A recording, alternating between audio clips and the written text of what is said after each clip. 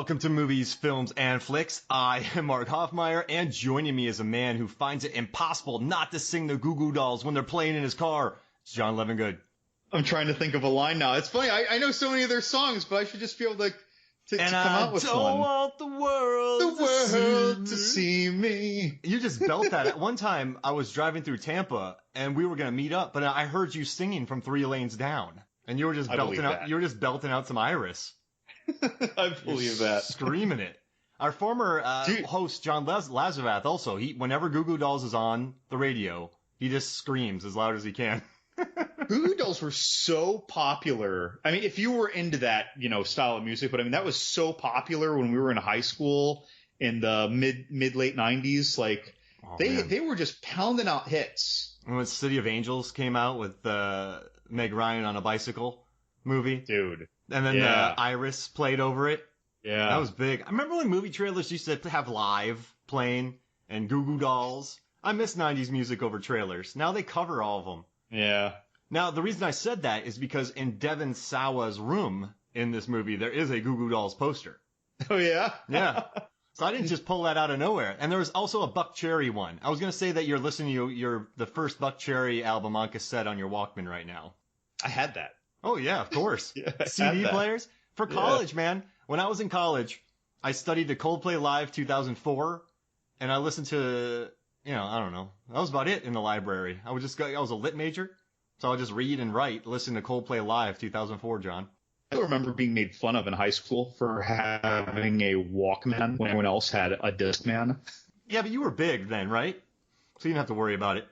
I mean, I was tall. I wasn't very heavy. I probably weighed like 160 pounds when I first hit 6'3". But I bet you owned it. You weren't self-consciously listening to it, were you? I was probably pretty self-conscious. Well, Walkmans were better than Discmans walking around, if you think about it. That's true. Yeah. Because you wouldn't get any of those skips. Exactly. You're walking around with a Discman. You're in trouble. We're going old school. But this movie, so this comes out in 2000. This movie, John, Final Destination, it's kind of ahead of its time when you think about Saw, Hostel, the quote-unquote torture porn movies. This started off in 2000 as kind of a just watching people die type film in inventive ways. Mm-hmm. Right? Yeah, I mean, it's definitely death scene driven. I feel like it stands apart. Well, and I say death scene driven. I'm sure someone out there is screaming like at their computer listening to us, saying like every horror scene is death scene. Every horror movie is death scene driven.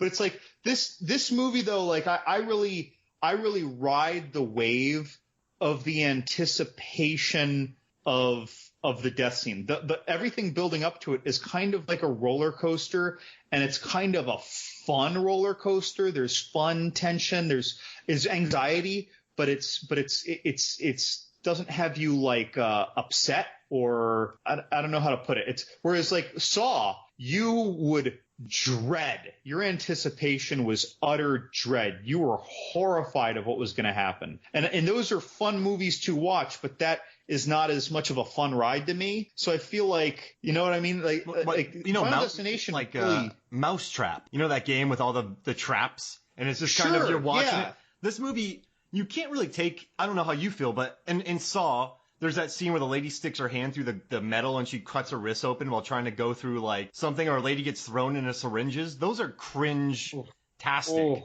In this one, you're laughing because Death started a leak and started following a guy around a bathroom. Death caused a crack on a cup, which then somehow lit vodka on fire, which is only 80 proof. That people are harking on that, but who cares? Maybe she drank very strong vodka. So that's lit on fire. It's like I had fun with these kills. And as absurd they were, do you think the filmmakers were going for ratcheting up the tension, or you're just kind of laughing at all the occurrences that are leading towards this? Somewhere in between, right? But again, like if I use Saw, and it's funny you mentioned Saw, because I talk a lot about Saw back when I reviewed this, and I always think about Saw when I think about these elaborate build-ups to death scenes, right? But like I think of Final Destination as the thrill of the chase. Yeah. Whereas when talking about the death scene, this is the thrill of the chase. Whereas in Saw, it is the dread of the execution. There it is. Like it just, someone's gonna, hand wave me that it's semantics, but that's kind of like my gut feeling. This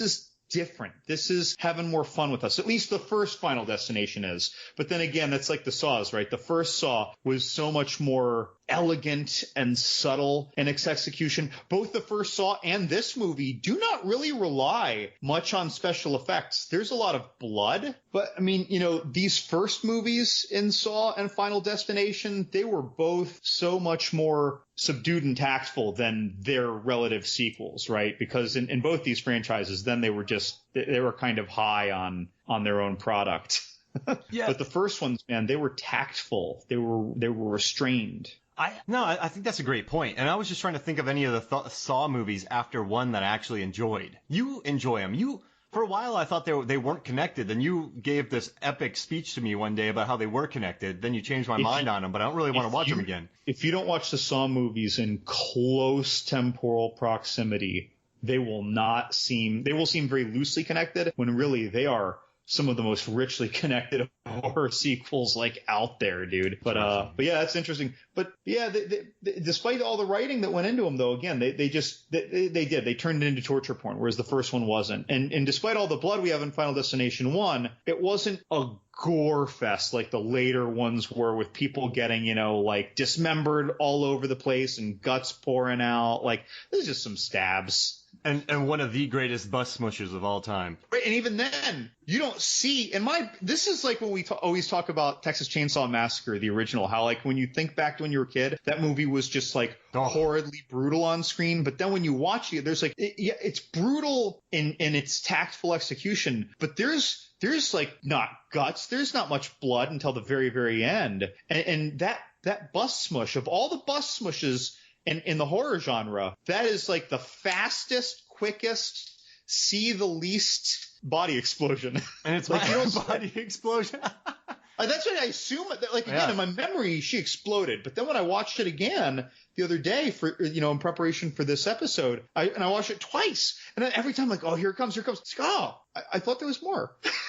That's my second favorite kill in this entire series. And you know my first one. And we'll save it for when we talk about that episode. Sure. No, that's a great kill. That's so memorable. But especially just the build up when she's talking about, I will not let, this plane crash be the most important thing in my life. Smush. You know what's interesting? That scene got audiences so crazy that in reshoots, they filmed the Alka-Seltzer scene with Devon Sawa and Ali Larter just to calm audiences down. Because they tried to go into another scene, and audiences were so jacked up from that. They said people I'm not saying it was like Deep Blue Sea when Sam Jackson got eaten, but people were just screaming for minutes. So they're like, we need something to calm them during reshoots, they added that the scene where they're drinking the Alka-Seltzer. So they had to calm audiences down. You know the original ending of this movie, John? The original ending? No, I don't think so. So they filmed a scene. Well, when they're on the beach, Ali Larter, I guess, should we say Clear Rivers and Alex, they have sex. And he ends up like impregnating Clear. So when he dies when he grabs the electrical thing at the end. He gets toasted to a crispy critter. And she ends up having the baby. And then the whole cycle's done. So that's the whole ending of that movie. Yeah. I remember hearing the commentary with the director, one of the producers and the writer. They were talking about how that didn't fly well with test audiences, which is interesting because that became such a crux in I think it was in part 2. Yeah, because they wanted to have the kid, right? But that's great because then that was a good, I'm using the word gimmick, but I don't mean it negatively, but that was a good gimmick, a good twist for the plot in the second movie for them to kind of rely on, and you're racing to make sure they have that child. But yeah, in this, I don't think it would have worked as well. So after kind of listening to the commentary, the one thing I'm kind of bummed about is, all right, so I like this movie because they're trying to figure out what's going on. But once you kind of hear of everything that's in the background of, just how much foreshadowing there is in this movie, it's, you start seeing it everywhere, and it gets not annoying, but it takes you out of the movie because you're like, oh, there's a dagger by her. That dagger. Oh, there's something on the computer screen that's gonna kill her later. There's this there. There's that there. That's gonna kill them. Oh, this guy's in the bathroom. Hey man, I gotta go take a poop. And then he goes to the bathroom again to take a poop, and he chokes to death. It's interesting. Like, there's so much. Like, the guy's name is Todd, T-O-D, which means death in German. Does it? Yeah. I didn't know that. Yeah, 1D. And so, but then once you know it, you're looking at everything going, oh, that's going to be something. That's going to be. Did that affect you at all? Even though we'd seen it 3-4 times. I don't know. Yeah. I think it's a lot of fun. I like that. And even though it's a totally different level of intensity, that was why I love Paranormal Activity, because you're sitting around waiting for something to happen. So you're just staring at the screen. Most people hated that though, right? Because it was so slow. But I loved that it totally like dominates your senses where you're paying attention to everything. I really enjoy those kinds of films, the ones that challenge your attention. This is interesting. I want to see what you think. In today's culture, a lot of people are on their cell phones when they're in films. But these movies, think about Paranormal Activity, Saw, Final Destination. You're watching these for any hint of what's going to happen. Saw, you're kind of in anticipation of what's going to happen. Paranormal Activity, you're like, I have to watch a screen because if I miss it, it's going to wreck the experience. Do you think those movies captured attentions more than the average horror film that's more like a stalker or a slasher type picture? Well, it certainly did for me, and I know it did for a lot of people. But again, with Paranormal Activity, though, again, because of the pacing, I knew that Paranormal Activity turned a lot of people off. I think that, though, using the same mechanism, I think it turned most people on. I can't remember ever talking to anyone or seeing in any of like the 100 Facebook groups I'm in on for horror movies on Facebook.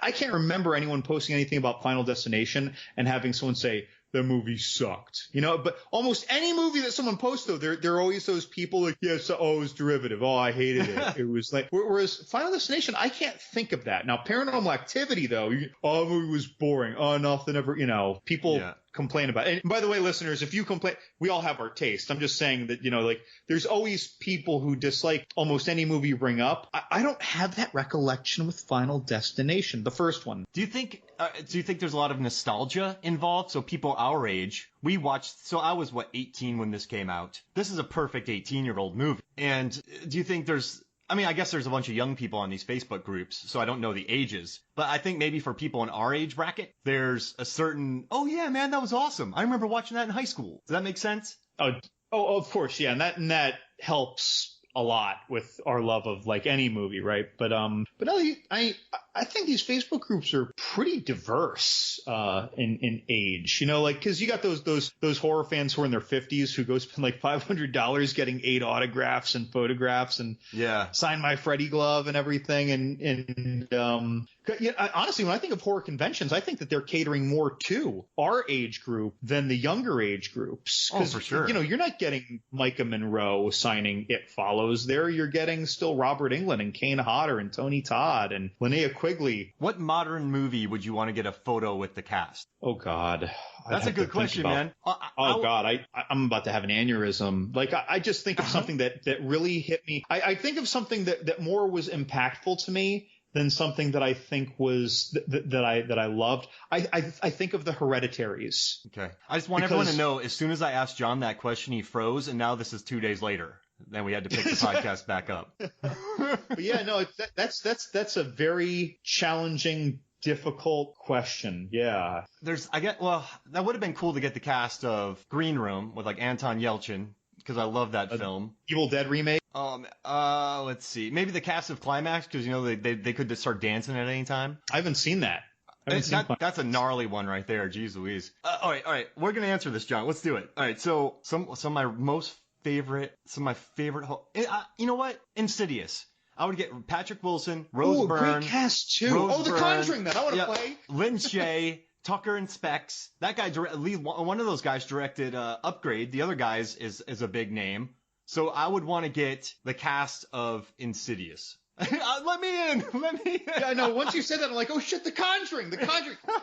or for a fun group, Cooties. Oh yeah, that'd be great. Rainn Wilson, Elijah Wood, Lee Wannell again, and what's her name? Allison. Yeah, Allison Pill. Oh my God, Zombieland. Oh yeah, I like Insidious. Bone Tomahawk. Because we get to sit down with Kurt Russell. P. Dibs.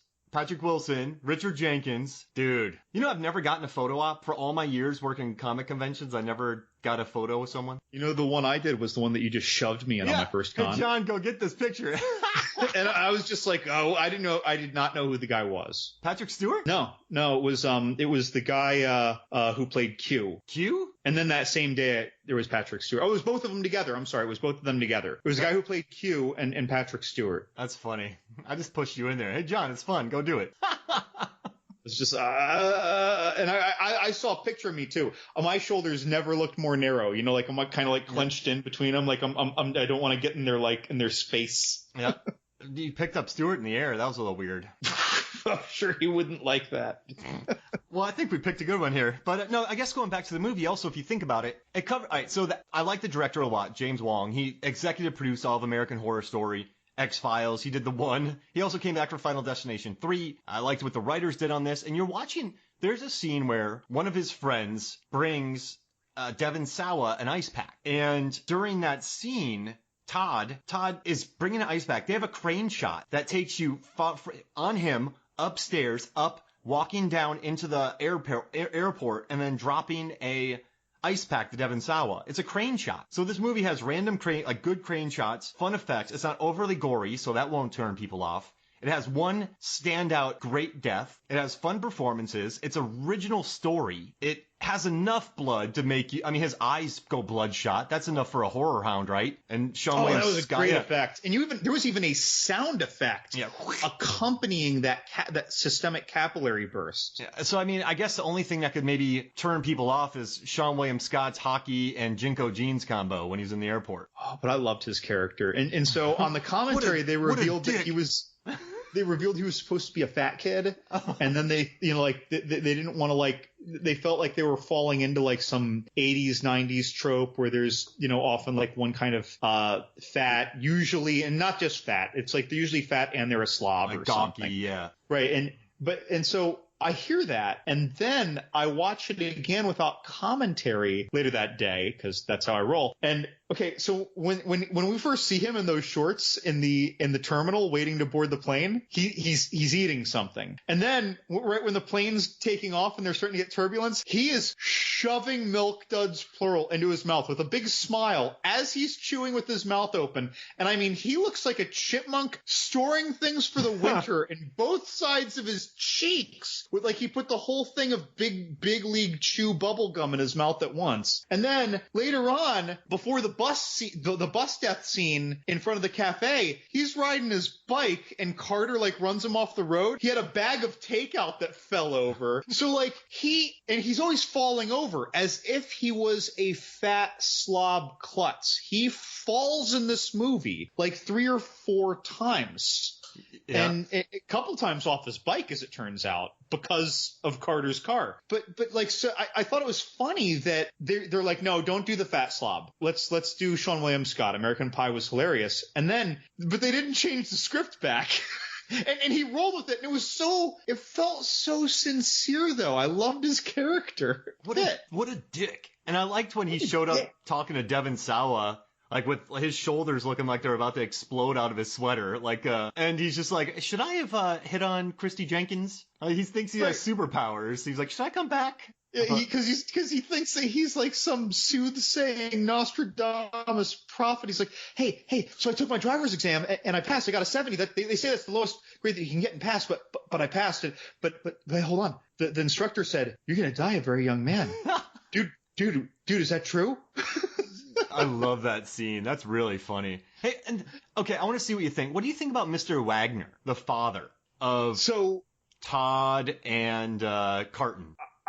I didn't like the execution. Oh wait, of George, Todd and George. But yeah, I didn't like the execution of that character. But he just had one important scene right after the death of his second son, out there talking to Alex, Devon Sawa. But I don't know. I feel like nothing he did really ever worked. I don't know. I can't speak on the grieving process for him with his son. But if they'd have stayed on the plane, all of them would have died. So his brother one guy went out to check on him, and so one son lived. You're obviously not going to be happy about that. But I don't know why you would blame Alex. Does that make sense? Right, yeah.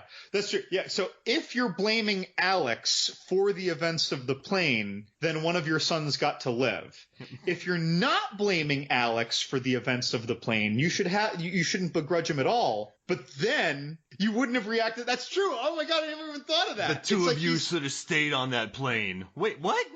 He's totally mixing the two different ways that you should react to this. Right?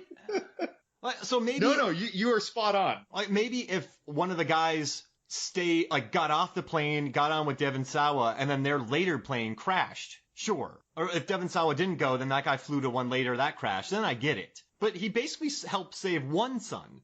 Now, you shouldn't be happy. There's no way to be happy. I don't know. I was like, why is this guy angry? He was just mean, and he was mean mugging Alex at the memorial service too. The dad was he was just stinking. Yeah, we're just going to go with grieving and sad, and it's what I say whenever I call customer service for almost any company. It's like if I'm calling customer service, it's not because I'm happy about something. And so sometimes I'll start talking about, I'll be saying I'm talking about my cable company. I'm talking to this poor customer service person in Ohio, right?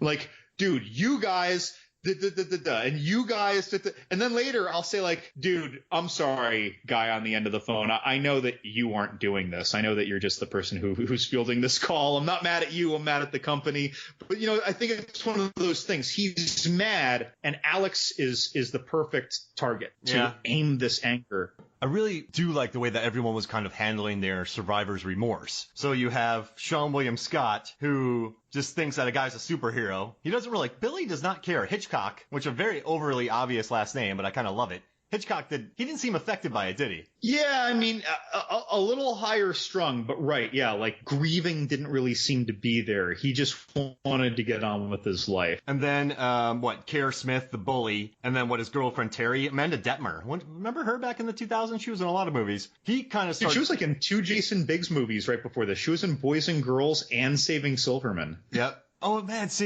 haven't watched it. Remember when... in Saving Silverman, Jack Black's just eating food out of the refrigerator. He's like, I'm looking. I used to watch that movie in college a lot. Never mind. All right, so, jeez Louise. But yeah, so he kind of thinks, I'm not going to die. She's just trying to process. And then you have Clear, who starts feeling a connection with him. I don't know. I thought it was handled pretty well. And I liked when it came down to it towards the end, they were fighting, but they did try to work together. Yeah. And as mentioned before, this is another way that I think that this is the superiorly written of the Final Destination movies, because the characters felt superior in terms of being real, if that makes sense. Yeah, I like it. It just and also I liked Devon Sawa's character. I liked the skepticism that he had. I liked him being locked in. I don't know. Him being locked in the cabin wasn't what I remembered. I forgot about the tetanus, and then I forgot about the cat food that he ate. I don't think that tetanus would have worked out well, because that would have taken a while. Death is a sneaky little guy to kill him, but it would have taken so long to kill him. And the other thing is that, dude, that kid's in an upper middle class household, or even an upper class household. They had a nice house, so I can't imagine that he never got a tetanus shot. And why is that place safer than his home? If you just turn off the power, right? I think part of it though was that no one's there. Oh, no the one cops lives are looking there, for him and stuff. So yeah, it's remote. So one, hard to find him by people like Detective Shrek, and can't think of the other name. And Shrek's all you need to know. He has total control. Right, but he has total control there. So it's not like his parents are going to freak out about what he's behavior. And I do like the names of these cops. You have Agent Wayne, who's named after Robin Wayne, the director of the Cabinet of Dr. Caligari.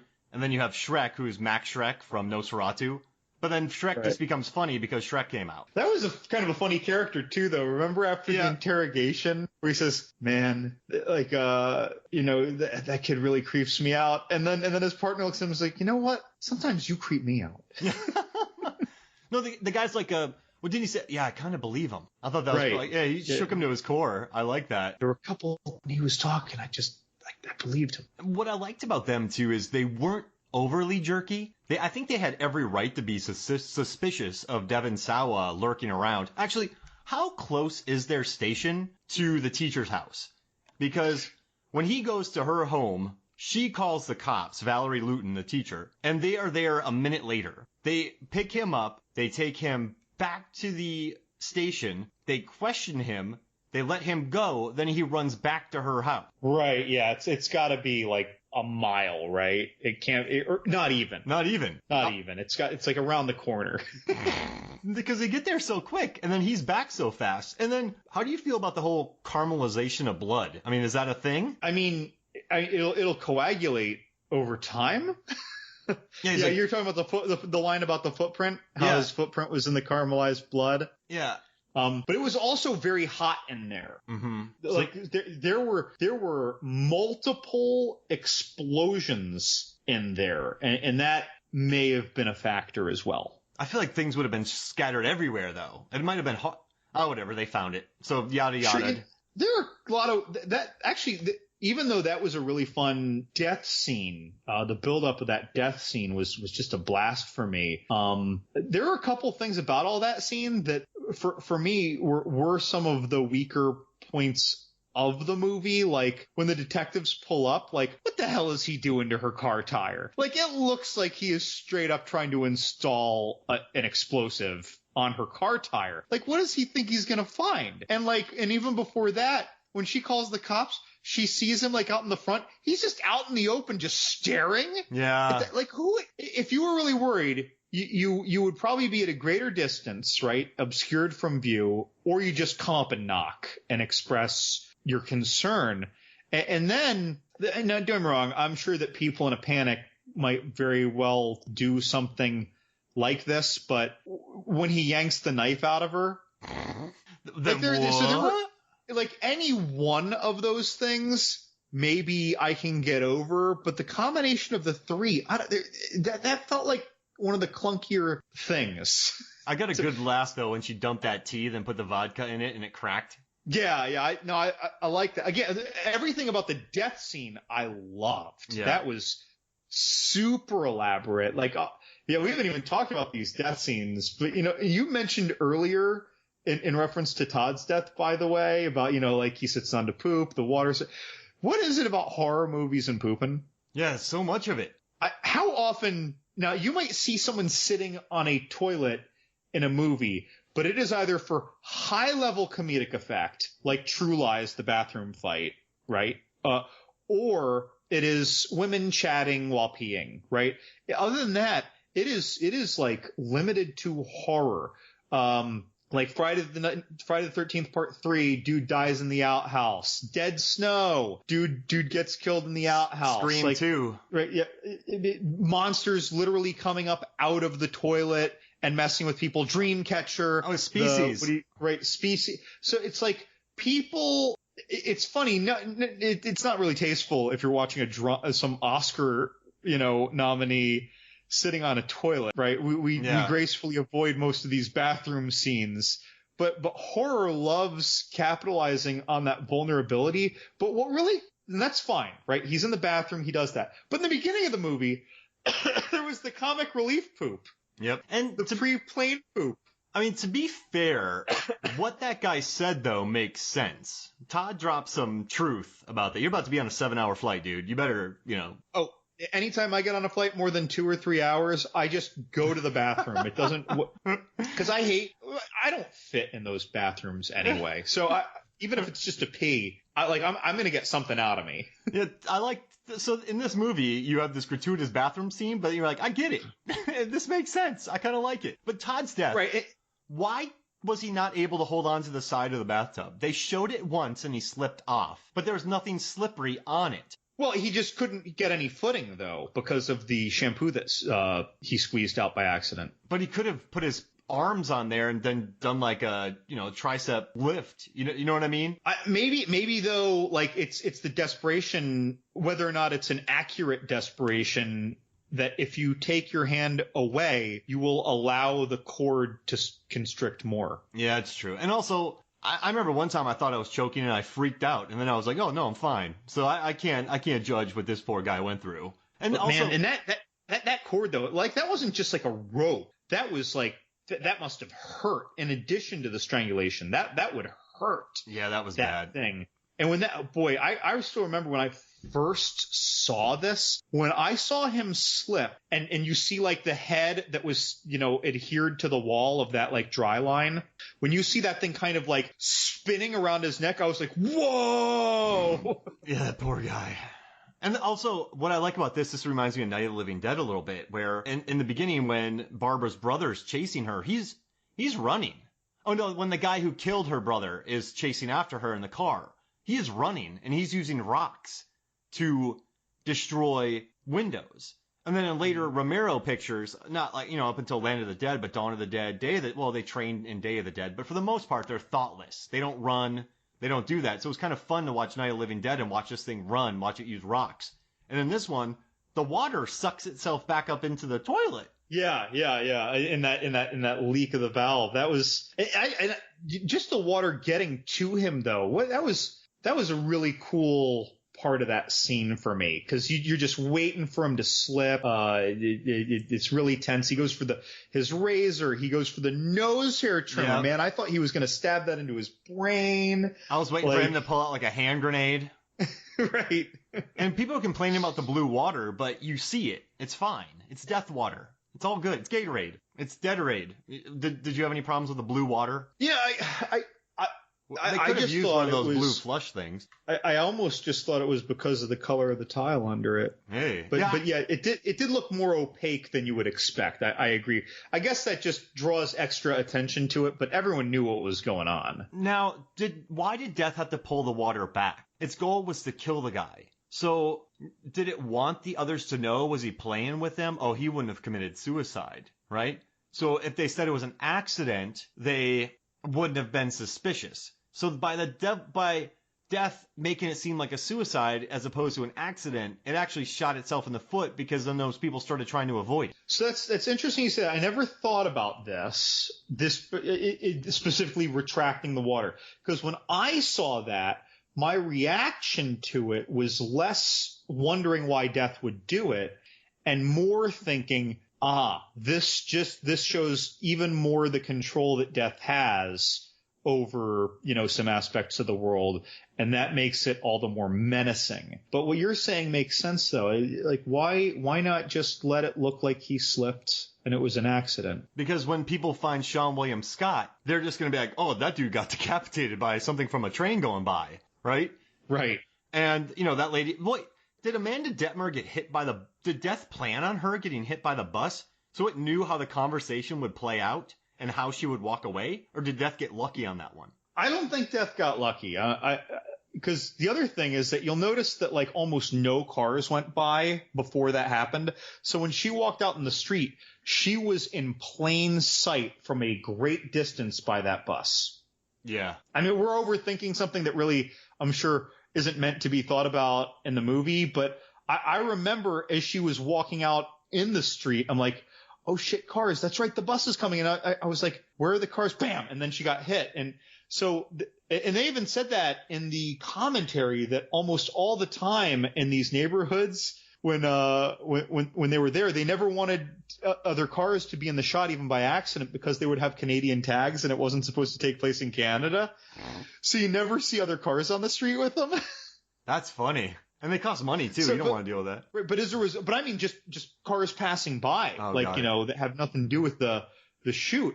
And so, but yeah, so that bus was going fast. So it was coming from at least a couple blocks away, and it saw her from a long I imagine it had to. Well, then again, maybe kids were screaming in the back of the bus.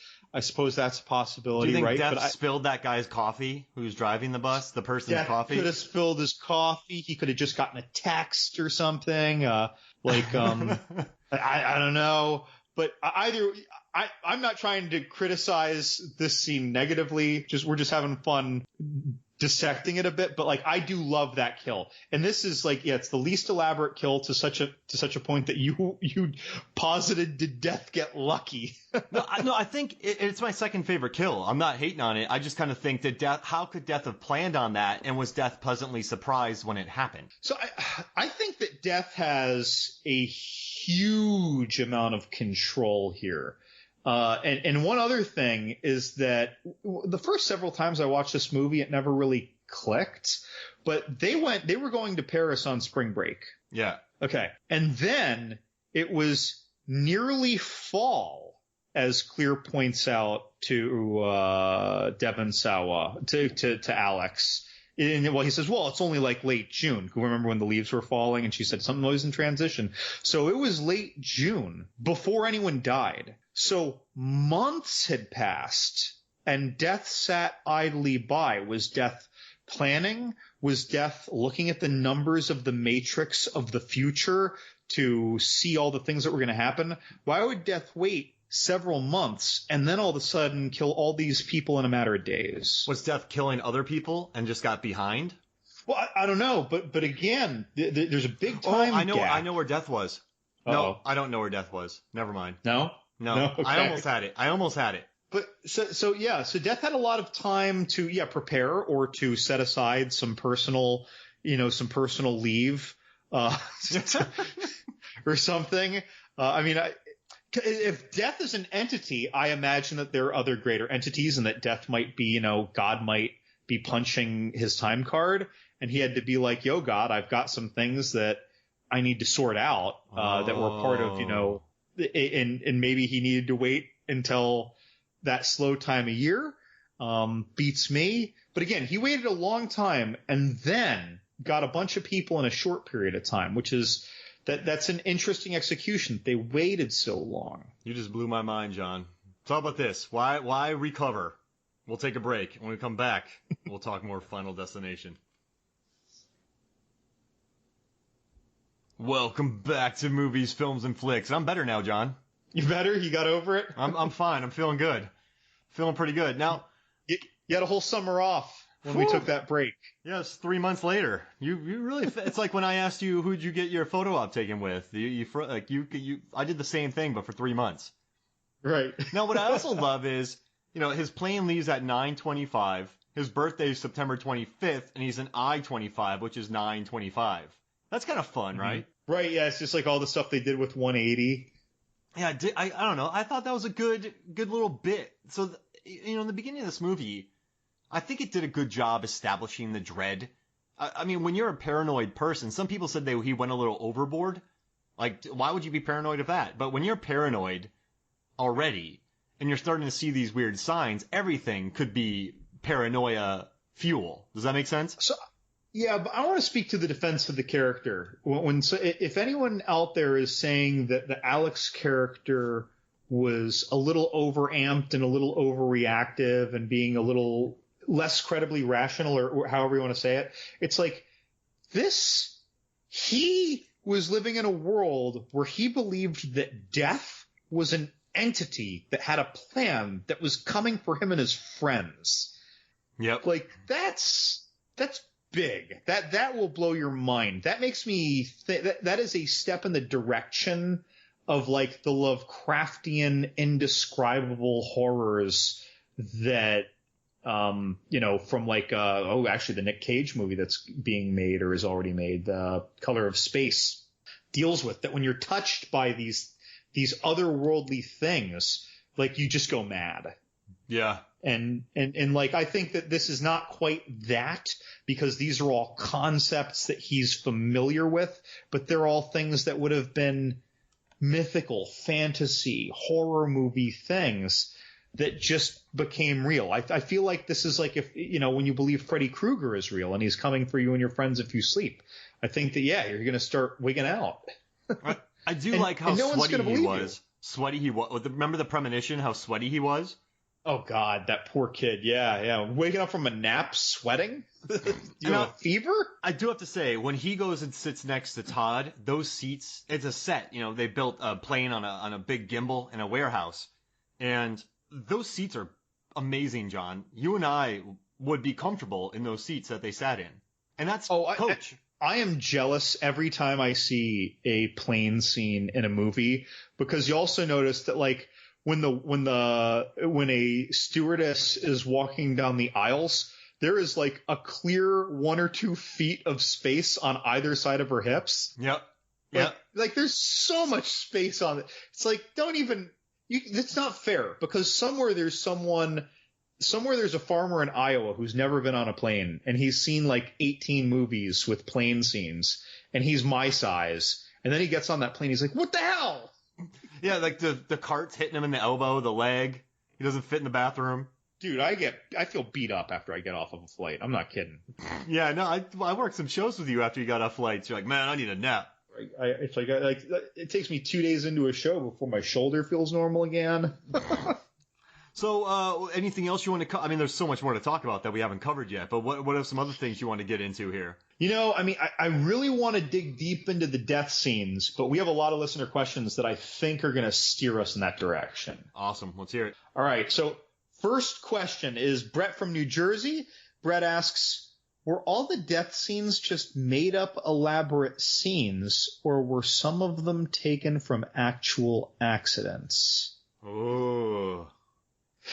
So now we both listened to the commentary with the writer, director, and I guess the main producer was that. Yeah. But I heard not one single mention to a real death regarding the death scenes of death coming for them. There was one death, the story that Clear tells on the beach, that really happened, but that had nothing to do with death coming for this group of teenagers.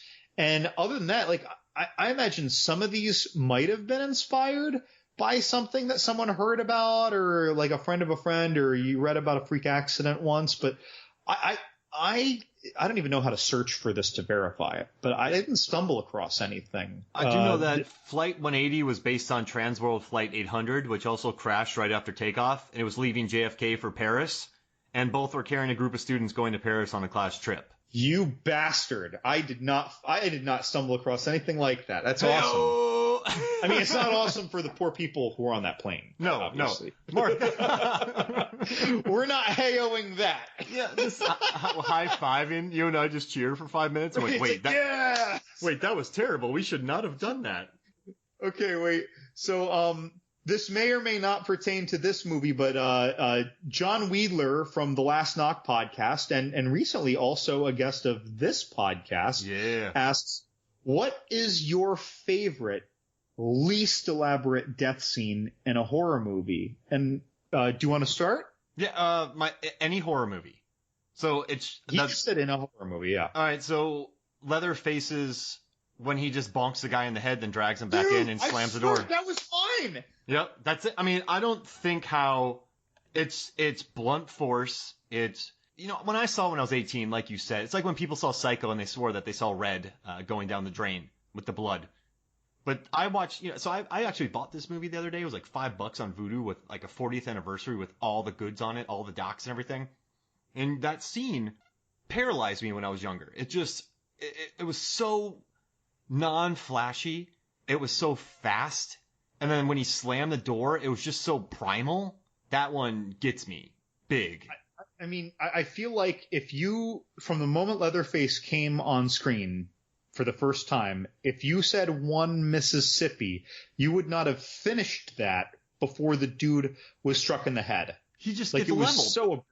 Yeah, and I don't know what it is. Like, because we've watched a lot of horror movies, but for some reason, whenever that was the first thing that came to my mind, whenever he said that, I just, maybe it's not creative, but it's such a primal kill. It's just, and I also like in Green Room how some of the deaths in Green Room are just so fast.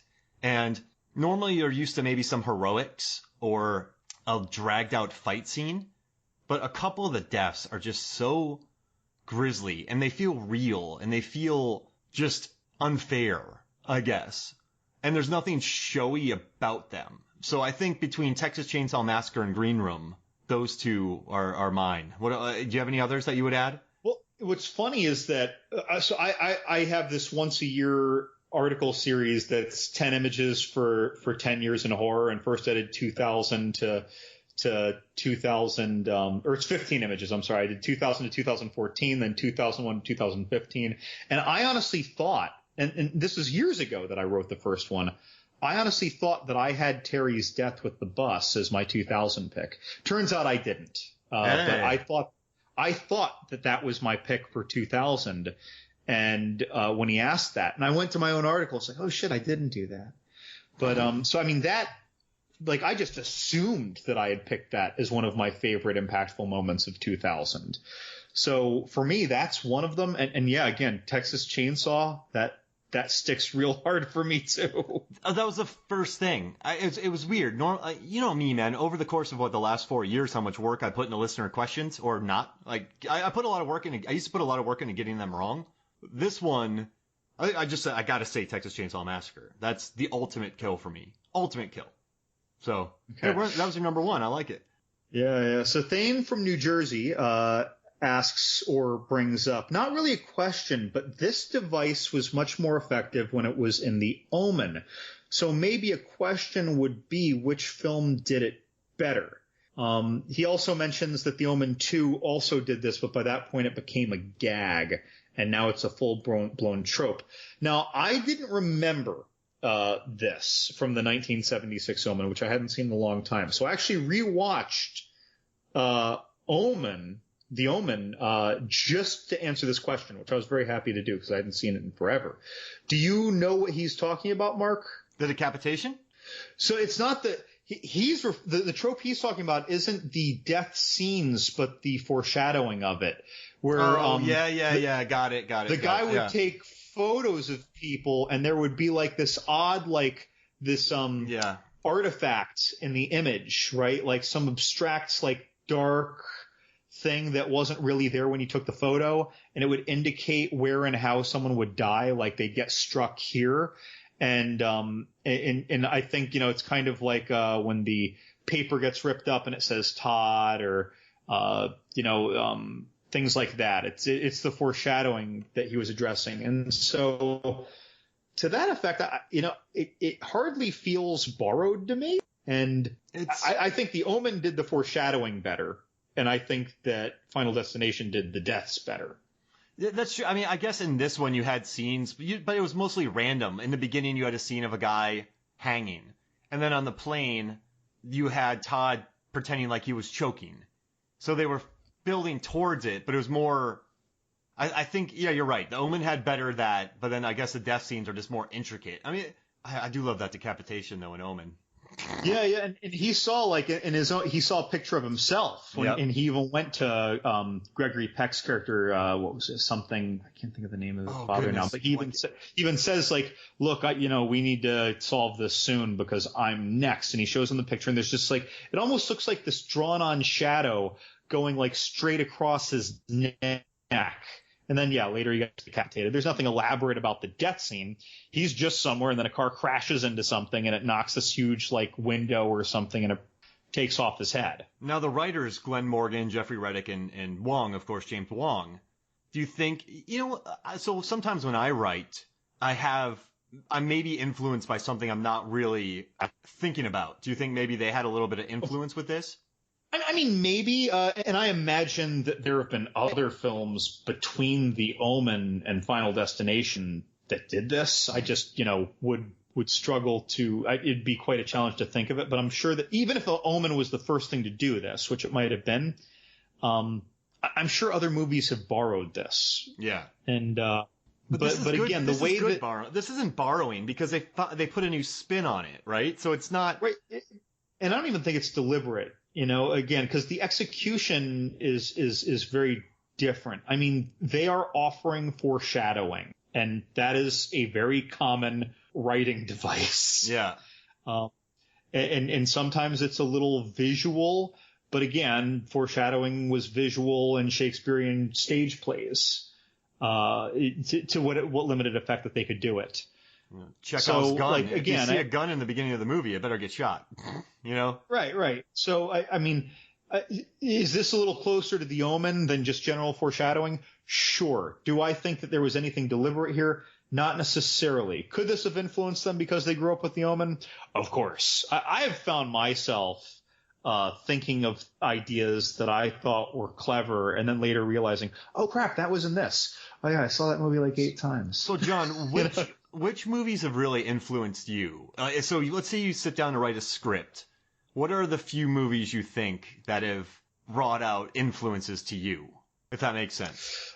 For my interest, the kinds of things that I'd probably write, it would probably be something like your I'm actually going to say Evil Dead the remake, but that obviously is super influenced by Evil Dead 2, right? Yeah. But the execution of those original Evil Dead 2 ideas, I actually favor, and the just harrowingly menacing execution of Evil Dead.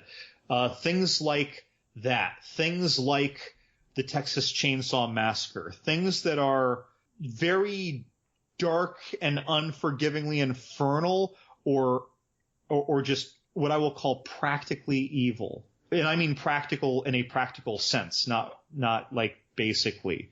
Like again, Leatherface. He just comes out. There's no showmanship in the movie. He just comes out and whacks someone and drags them away. And that's like the way that would really happen. Mm-hmm. And I like those. I think that's terrifying. So things like that are what I'd reach to. And then for the sake of the heart and the family connection, things like Poltergeist.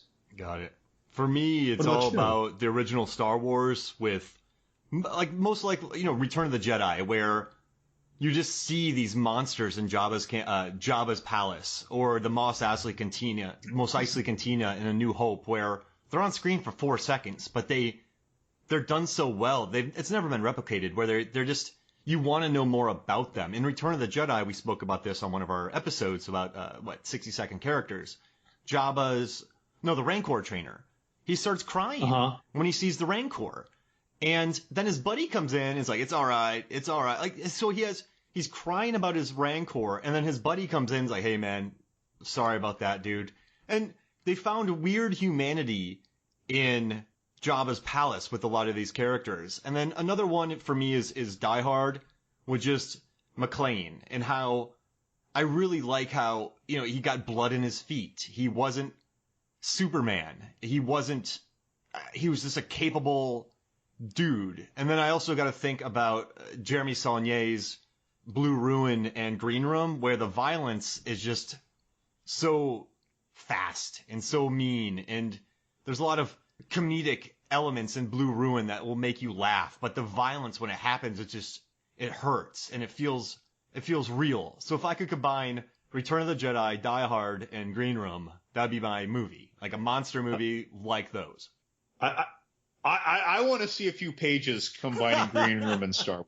Okay, I want to see where your mind goes with this. I like that. Oh wait, imagine if a band gets locked in Jabba's palace and they're trying to get out, but they have all of Jabba's people in there waiting for them to get out.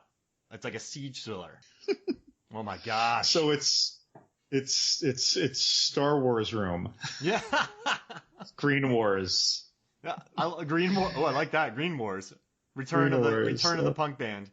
So we started to touch a little bit on like why would Death retract the water that he slipped on, and the control that Death had. So Bill Pristock from that's Billy Crash from the Last Knock podcast and Crash Palace Productions, where they write reviews.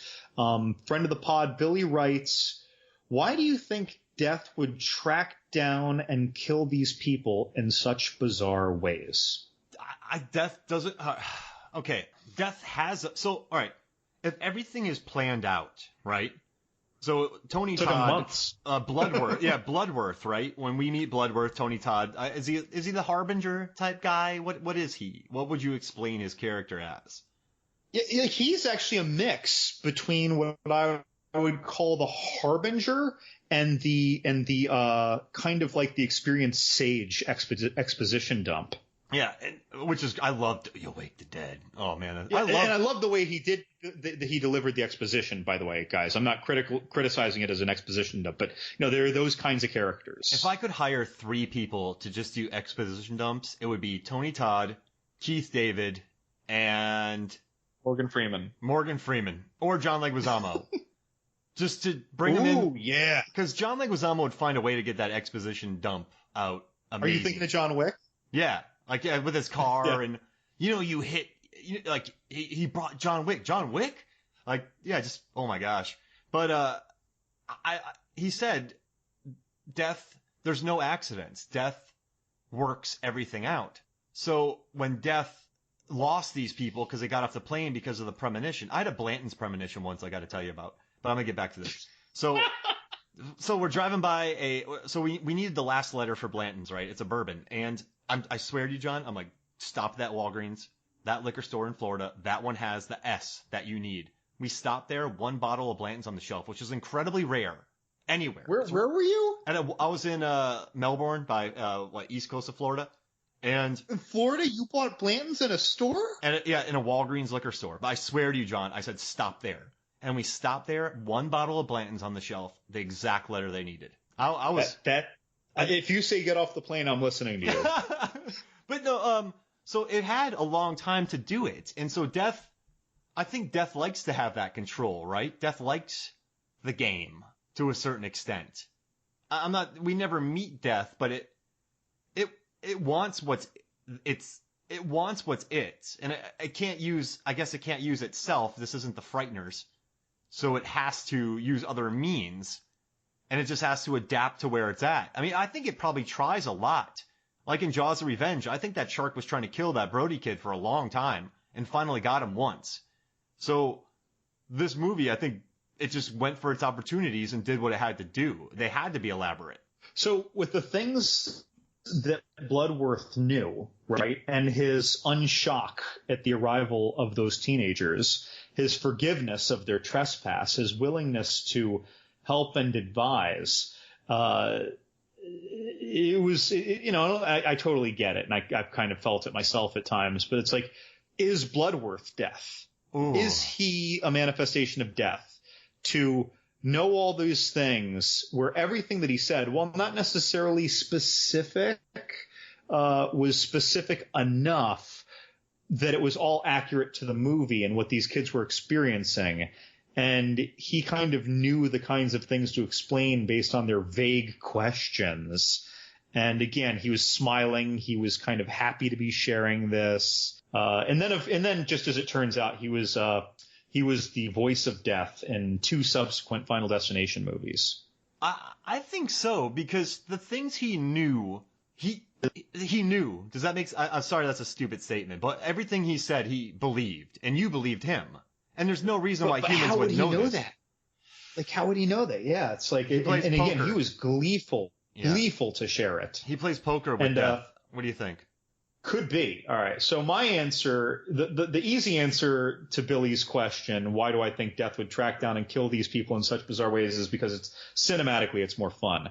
But my more real answer is that maybe there is a consequence to the world, or a larger portion of the world, even if it was, 0.1% of people, knowing that Death was a conscious entity. Maybe this is like, you think of the tragedy that would befall Hogwarts if the Muggles systemically learned that wizardry existed and that there was this pocket dimension where their school was.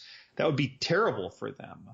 Or like the architects and all of the programs, if and when someone realizes that the Matrix exists, and then they fight it and they combat it and they challenge it. And so I don't know what the ways would be, but I want to believe that if Death has a plan, as the movie posits, maybe the plan is very important. Maybe it's cosmically important. Oh. Again, I brought up notions of, like, if there's death, I don't think that Death would be the only cosmic entity influencing humans. Is there then a god in this world? Is there a devil in this world? Are there other things in this world? Are there consequences that befall Death if Death fails at keeping the status quo? Does it rip time, space? Does it, what happens?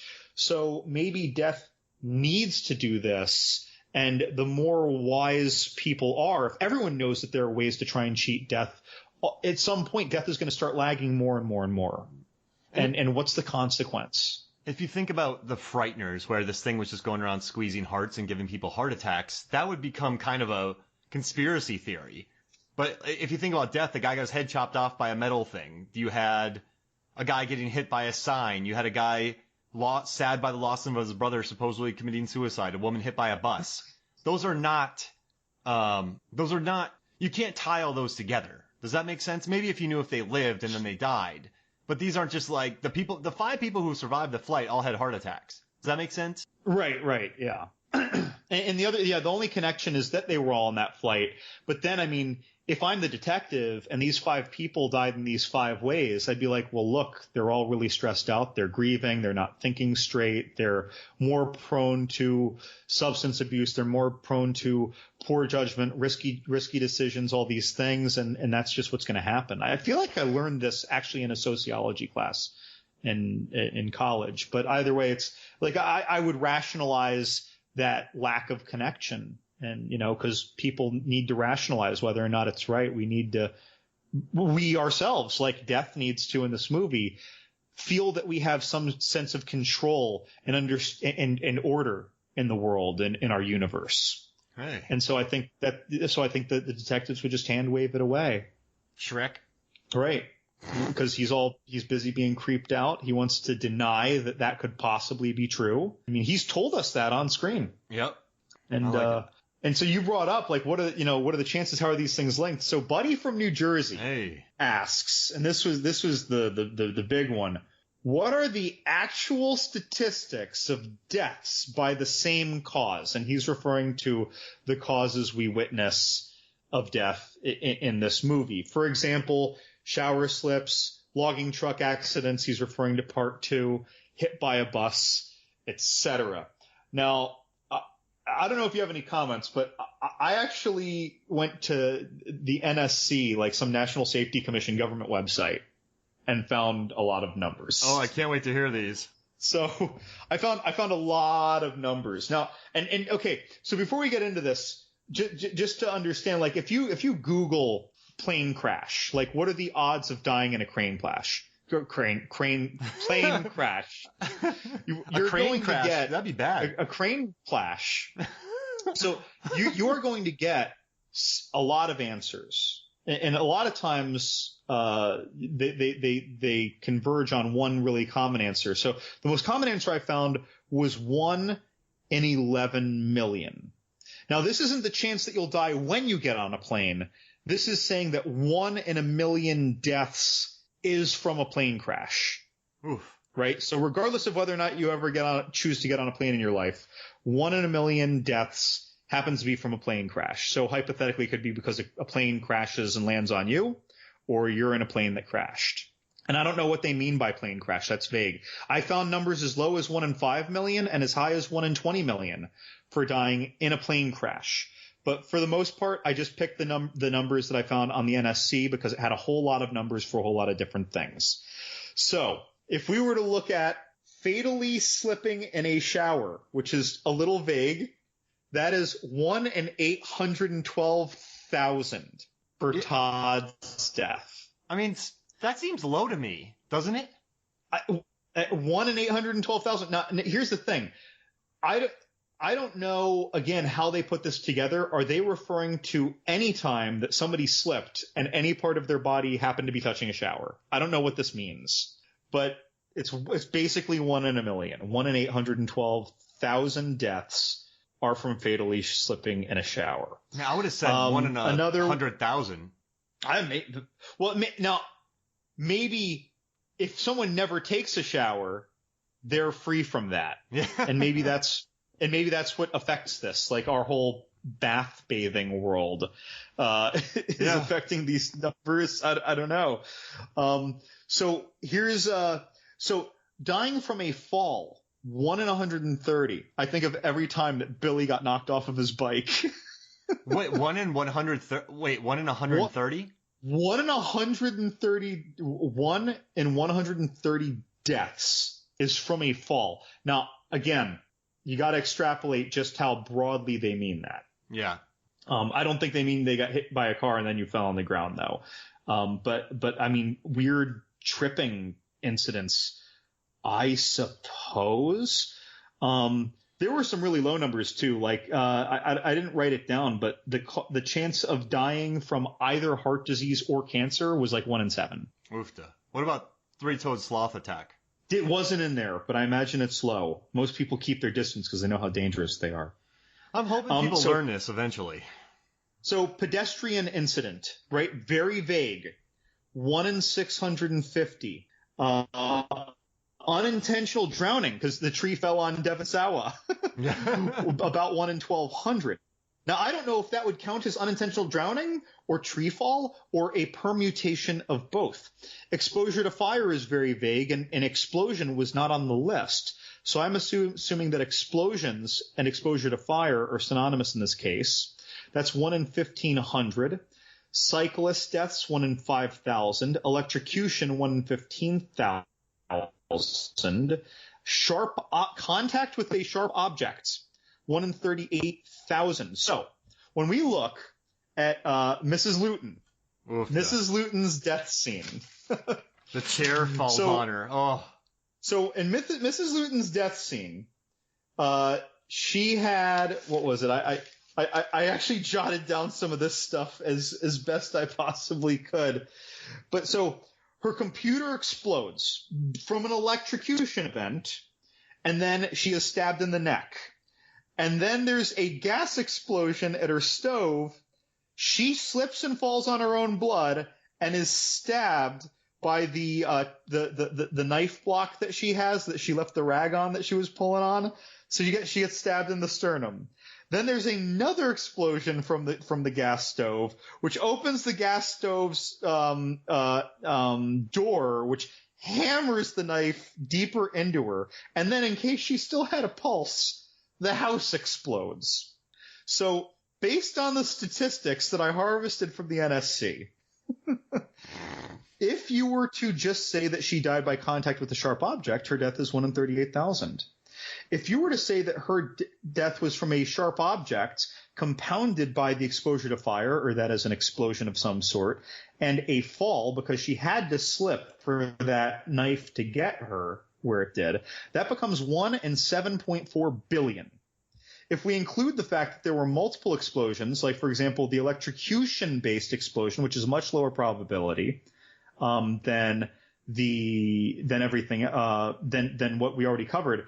So we have 2 explosions of 2 different kinds. Now it's 1 in 11 trillion.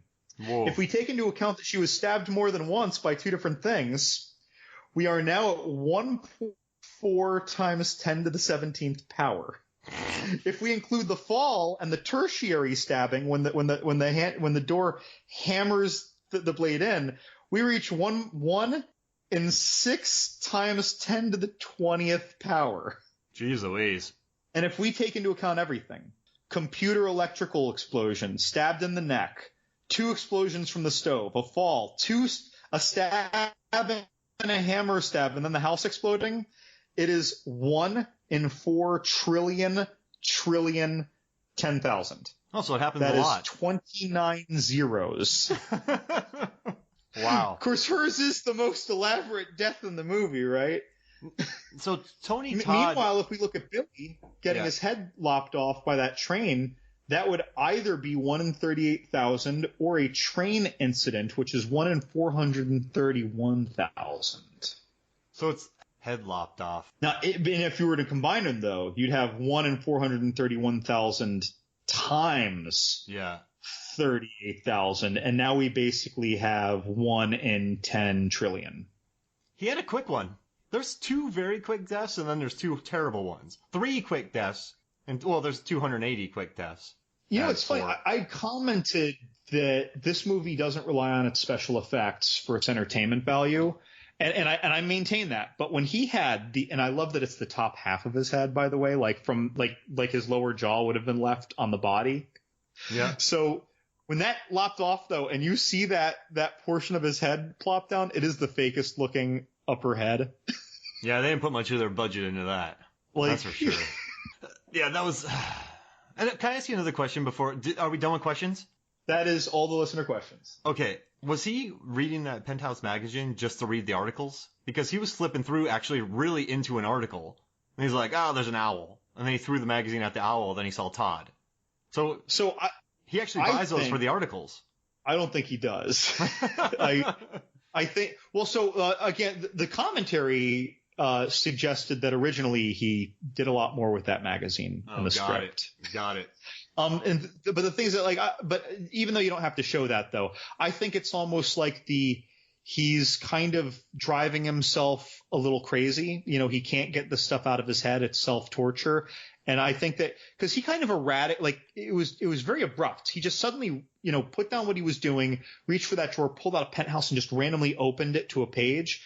I think he was trying to distract himself. Got it.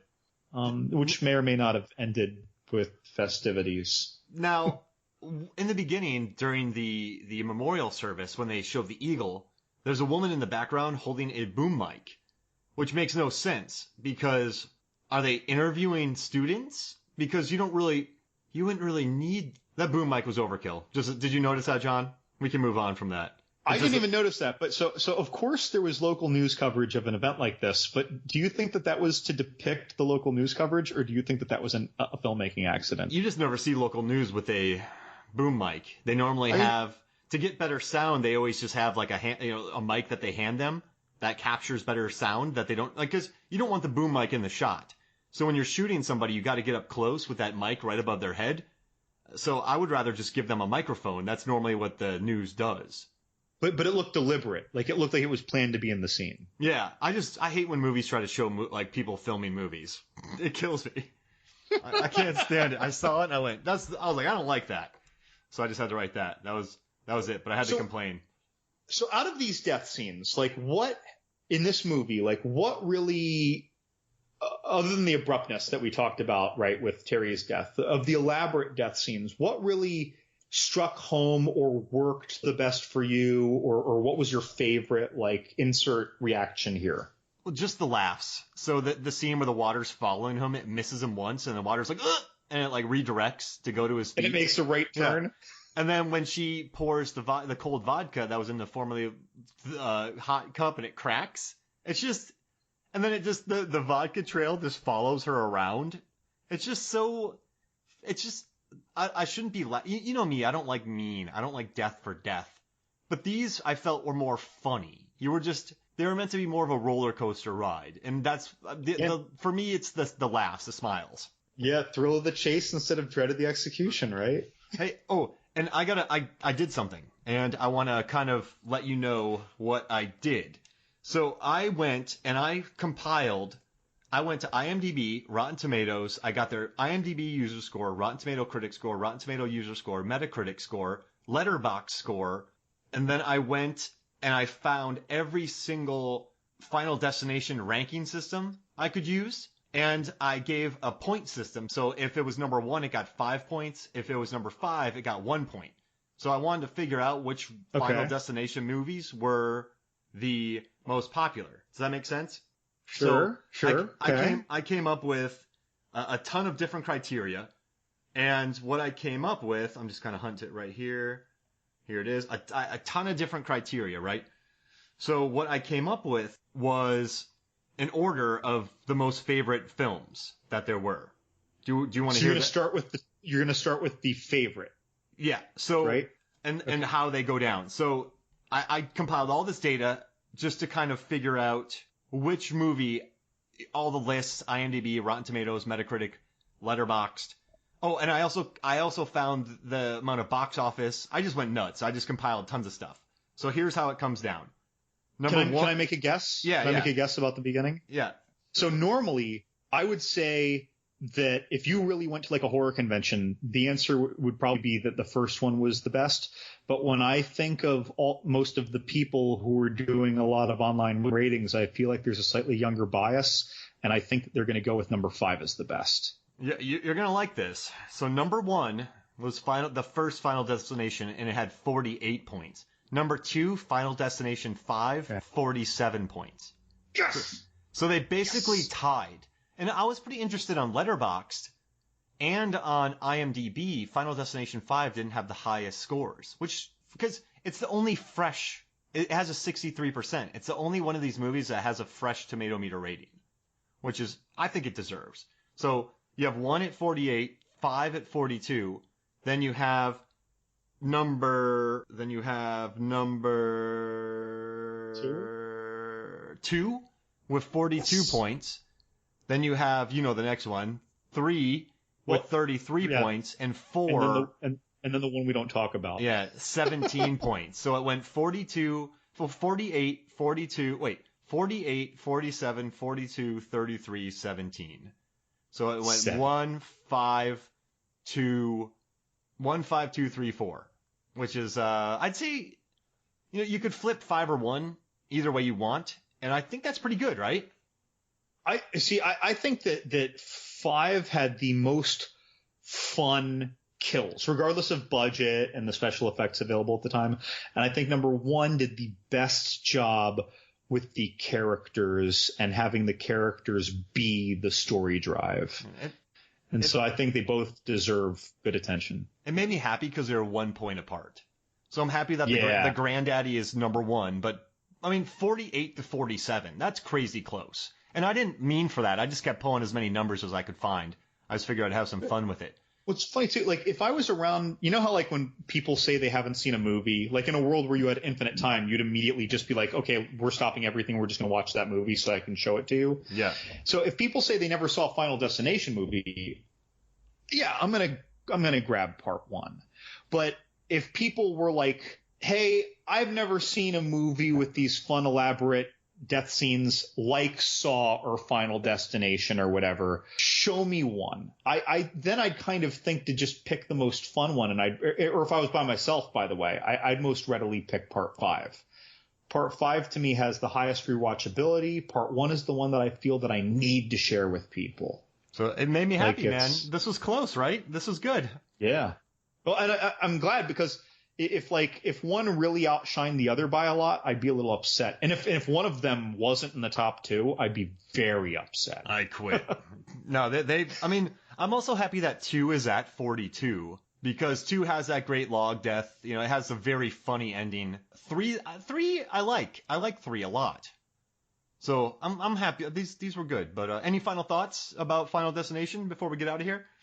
Gosh, so many great death scenes. There's even a fake death scene. They talk about cheating death. The characters are great. Like it does a lot. They could have gone with like just their main gag, but they made these death scenes as pithily written as you can write death scenes. And to that end, I'm even going to say the ending. I love the ending. I love the way that they ended it.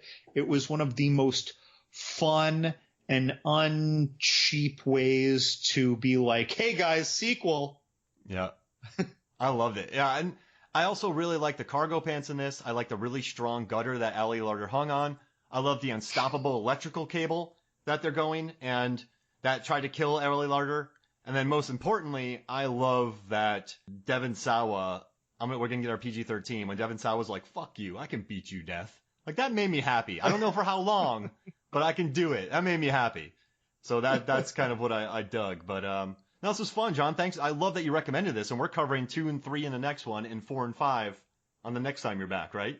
This is going to be fun, yeah. Awesome. So for me, Mark Hoffmeyer, for John, Matt Dog Levengood, this is Movies, Films, and Flicks. We'll see you next week.